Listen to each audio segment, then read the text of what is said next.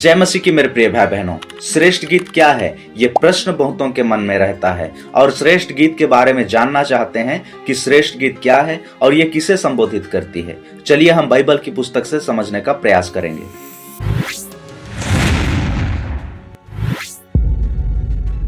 मेरे प्रिय भाई बहनों, माना जाता है कि यह गीत सुलेमान द्वारा लिखे गए लगभग 1005 गीतों में से एक है और इसे लिखने का उद्देश्य सुलेमान का गीत एक गीतात्मक कविता है।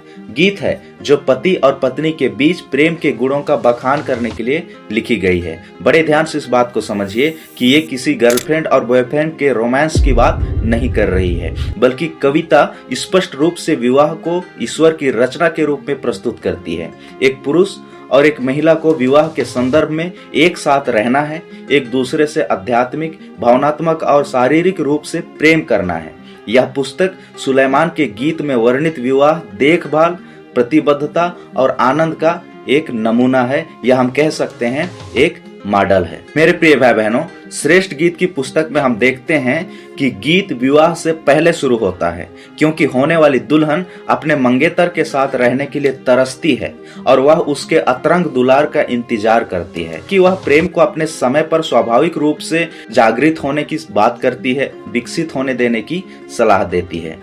जब तक प्रेम स्वयं ना जागे तब तक उसे ना जगाओ, जिसे हम श्रेष्ठ गीत 2 अध्याय उसका 7 वचन, 3 अध्याय उसका 5 वचन, 8 अध्याय उसका 4 वचन में देखते हैं। और देखते हैं कि शादी की रात पति अपनी पत्नी की सुंदरता, उसकी प्रशंसा करता है और अत्यधिक प्रतीकात्मक भाषा में पत्नी अपने पति को आमंत्रित करती है कि वह जो कुछ भी उसे दे सकती है उसका हिस्सा बने। वे प्यार करते हैं और परमेश्वर उनके मिलन को आशीष देते हैं। मेरे प्रिय भाई बहनों, मैं फिर कहता हूँ, ये किसी गर्लफ्रेंड और बॉयफ्रेंड के रोमांस की बात नहीं कर रही है, बल्कि श्रेष्ठ गीत 8 अध्याय उसका 6 और 7 वचन हम देखते हैं, जहाँ लिखा है, मुझे मुहर के समान अपने हृदय पर और मुहर के समान अपनी बाह पर रख ले, क्योंकि प्रेम मृत्यु के समान सामर्थी है और उसकी जलन कब्र के समान अटल है। वह धधकती आग के समान और प्रचंड ज्वाला के समान जलती है। मतलब यहाँ पर हम देख रहे हैं कि प्रेम की सामर्थ्य जो है वो मृत्यु के समान है, क्योंकि मृत्यु अटल है, एक दिन मृत्यु आनी ही है, और जलन कब्र के समान अटल है। मतलब जो प्रेम में जो जलन है वो कब्र के समान अटल है, क्योंकि कब्र निश्चित है, हर किसी को मरना है और उसका कब्र अटल है। तो प्रेम में भी वो सामर्थ है, और प्रेम की जो जलन है वह धधकती आग के समान है और प्रचंड ज्वाला के समान जलती है। और प्रेम जब अपने सामर्थ्य में काम करता है, जागृत होता है, तो बहुत पानी भी प्रेम को बुझा नहीं सकता, नदियां उसे बहा नहीं सकती। यदि कोई अपने घर की संपत्ति भी प्रेम के लिए दे दे तो भी वह पूरी तरह से तुच्छ जाना जाएगा। मेरे प्रिय भाई बहनों, श्रेष्ठ गीत 2 अध्याय उसका 4 वचन में हम देखते हैं कि ये प्रत्येक विश्वासी के अनुभव का वर्णन करता है, जिसे प्रभु यीशु ने खोजा और खरीदा है।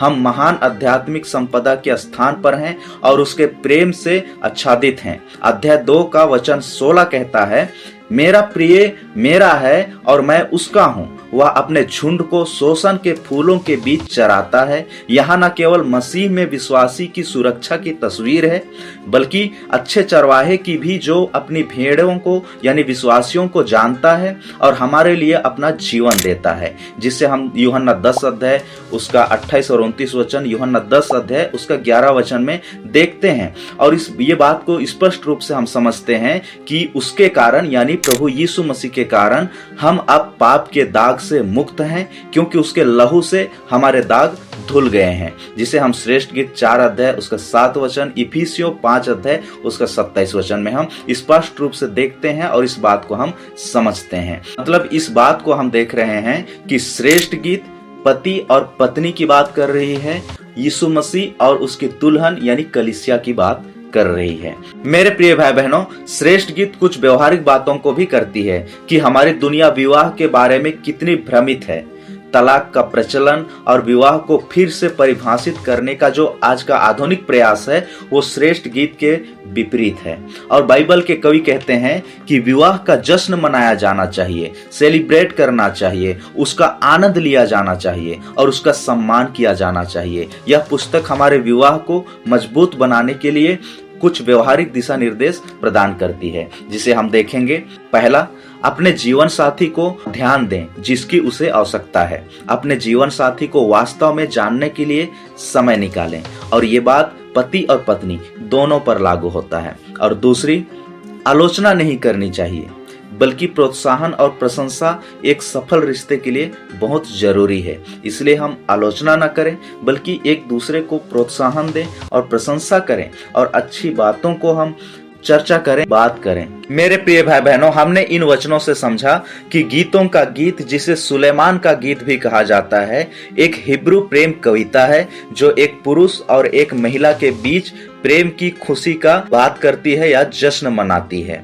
और हमने इस बात को भी देखा कि यह किसी गर्लफ्रेंड और बॉयफ्रेंड के रोमांस की बात नहीं करती है। और श्रेष्ठ गीत की तमाम बातें कविता और गीत के रूप में लिखा गया है। यह कोई आज्ञा नहीं है, कोई नियम नहीं है, और कल्पना और रूपकों से भरपूर है। गीतों के गीत के कई अर्थ हैं, जिनमें शामिल है शादी में प्यार, मानवता की अतरंगता की चाहत, विवाह को मजबूत बनाने के लिए व्यवहारिक दिशा निर्देश।